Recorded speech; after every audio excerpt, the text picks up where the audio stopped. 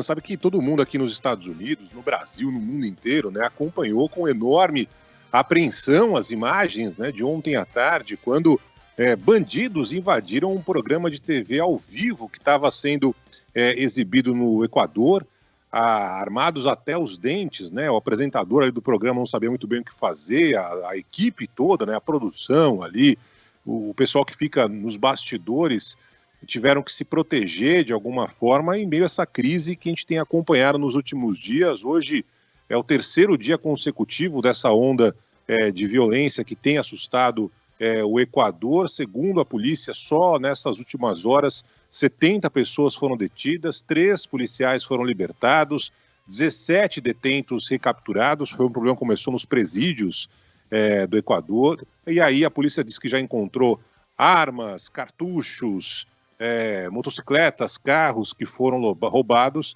E agora há pouco, né, o Ministério de Saúde Pública informou que está atendendo apenas casos de urgência. Há lá uma determinação para as pessoas evitarem circular. E há instantes, né, o número de mortos em Guayaquil subiu para 11. O Itamaraty já reconhece o sequestro de um brasileiro que está desaparecido.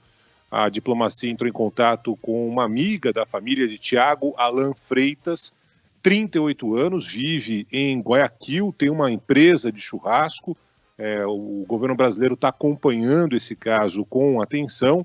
Aqui nos Estados Unidos já houve uma determinação para que não seja emitido nenhum serviço consular, né? Então, visto, por exemplo, está suspenso a embaixada americana.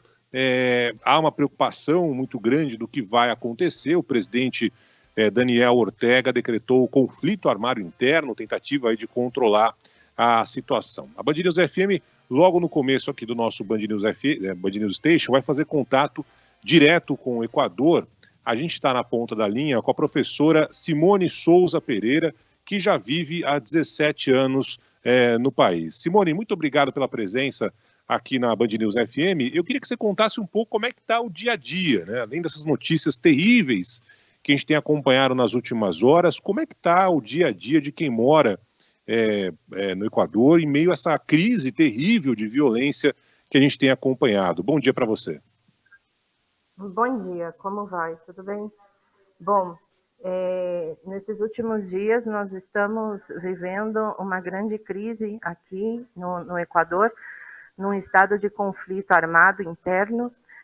O presidente Noboa, ontem à noite, ele decretou carta branca para Forças Armadas e para os policiais encontrarem todos os delinquentes e todas as facções criminais que tem no país, para poder, então, fazer uma limpeza aqui na casa.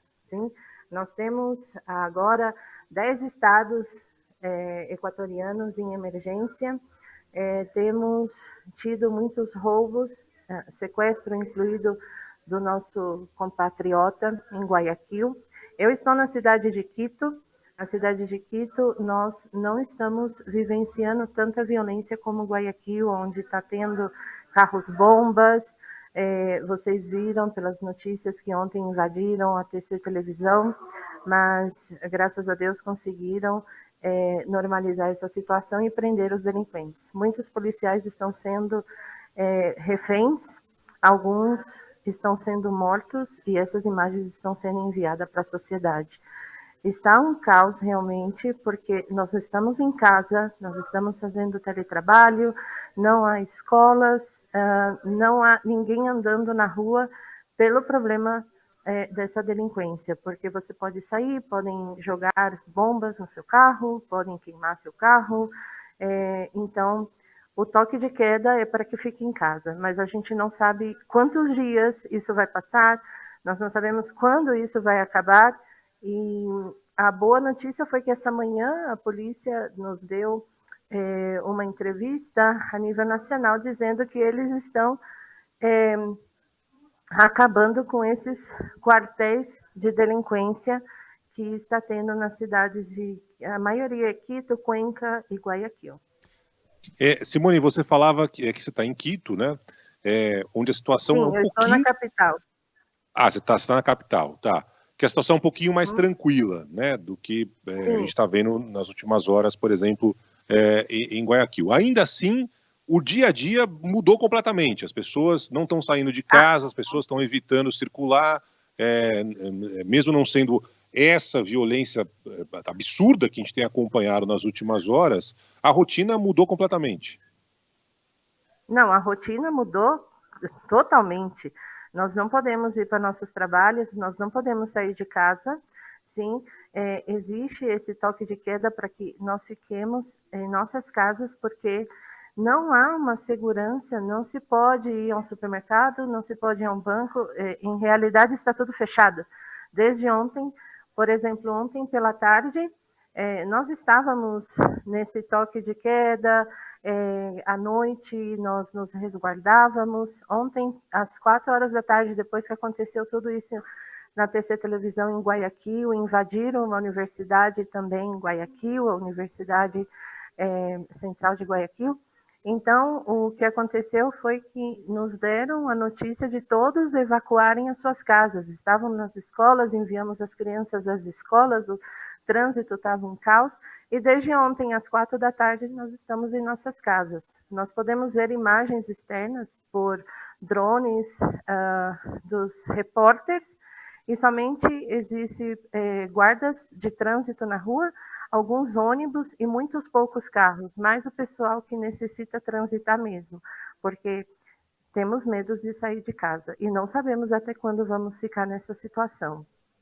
Que loucura, que loucura. A gente está conversando aqui na Band News FM com a professora de português Simone Souza Pereira, que mora há 17 anos no Equador. Na abertura, eu queria corrigir, eu falei o presidente Daniel Ortega, não, Daniel Noboa. Muito obrigado aos ouvintes que me corrigiram. O Renan tá com a gente nessa entrevista e tem uma pergunta a fazer à senhora. Fala, Renan. Simone, eu queria saber sobre as informações que vocês, moradores, recebem da condição de segurança. As informações divulgadas na imprensa são confiáveis? Há desinformação nos aplicativos de mensagem, no WhatsApp? Como que isso se dá? O relato que você faz dessa condição de isolamento me lembra muito dos tempos da Covid-19, né? Das pessoas reclusas dentro de casa, enfim, como você mesma disse, não dá para saber quando isso vai terminar. As pessoas têm comida dentro de casa, em que momento elas podem sair para reabastecer, enfim, as pessoas que precisam sair para as ruas, que trabalham fazem serviços essenciais, como os médicos, por exemplo, são pessoas que estão saindo às ruas de Quito e de outras cidades? Ok. Sim, se pode sair. As pessoas que têm o que aqui chamamos de salvo-conduto são o pessoal de medicina, o pessoal de resgate, quem trabalha para o governo. Sim. Agora pela manhã disseram que todos os cidadãos poderiam sair às ruas, mas a gente vê que não tem nenhum movimento de carros. Eu vivo perto de uma avenida super transitável, perto da saída do aeroporto, e eu não vejo e não escuto nenhum carro. Sim? Como eu disse para você, as informações que estão chegando para nós, sim, são das redes de televisão daqui, são as únicas fontes de informação certas que nós temos. Nós podemos ver a imagem da cidade de Quito. Essa manhã eu estava vendo e somente tinham alguns ônibus transitando. A maioria das pessoas estão fazendo teletrabalho. Todas as empresas privadas e também as empresas governamentais nos mandaram para fazer teletrabalho. As escolas estão, as aulas suspensas, sim, então a cidade está parada, assim como foi no tempo do Covid. A questão de alimentos, de podermos sair para comprar coisas, pela manhã, a informação que nós tivemos pelas redes de televisão é que nós podíamos sair, mas não se vê os comércios abertos. Então, eu não sei como vamos nos sustentar até o final da semana. Mas a lei que o presidente Noboa decretou ontem e esse toque de recolher nos pediram para ficar em casa até sexta-feira, dia 12. Simone, para quem está acompanhando um pouco mais com a distância, né, para quem não está habituado com o noticiário do Equador, chamou muito a atenção como as coisas aconteceram de uma forma muito rápida, né? Teve a fuga de um mega traficante, né, o tal do Fito e tal, enfim. Mas aí houve uma deterioração da violência, algo de uma escalada muito rápida. Essa impressão, para quem está de fora acompanhando, é a mesma de vocês ou não? Já era um processo em que essa violência estava crescendo e aí houve justamente essa fuga, essa rebelião gigantesca nas cadeias, nas penitenciárias, e a coisa perdeu um pouco ali o controle. Eu queria que você contasse um pouco da sensação que você tem, se foi algo muito rápido ou se o negócio já não estava bom, já fazia um tempo, digamos assim. Não, a coisa vem acontecendo já de um tempo atrás, sim? Nos últimos governos, eu estou aqui já em 3, 4 gestões governamentais, e o Equador era um país onde sim existia seu problema de delinquência, mas nos últimos anos começou a aumentar muito os cartéis de drogas. E nos últimos tempos, na nossa última gestão presidencial, que foi há alguns meses atrás, o presidente ele colocou uma operação como Pente Fino, que nós falamos aí no Brasil, aonde conseguiu prender alguns chefes de facções. Sim? Um deles era o Fito, que ele conseguiu escapar do centro penitenciário, não se sabe ainda como, estão investigando, e o que acontece é que o Daniel Noboa entrou com uma liminar para acabar com todos os luxos que os presidiários tinham, celulares, conexões internas, e isso fez com que todos os presídios se rebeliassem contra o presidente. Então, foi essa onda que estourou. De dentro dos presídios é que saem as ordens para fora, para a sociedade. Então, o que eles exigem é que o presidente não mexa no sistema carcerário, que deixe eles com todos os seus privilégios. E isso o presidente disse que não vai acontecer e está fazendo uma limpeza dentro do sistema penitenciário.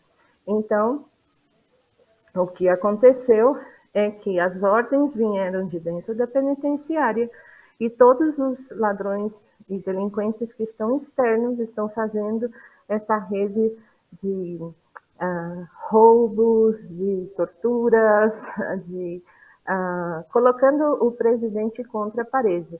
Então, está sendo uma guerra entre o presidente e a máfia, porque ontem nós podemos ver em terceira televisão que eles declaravam: contra a máfia ninguém pode mexer.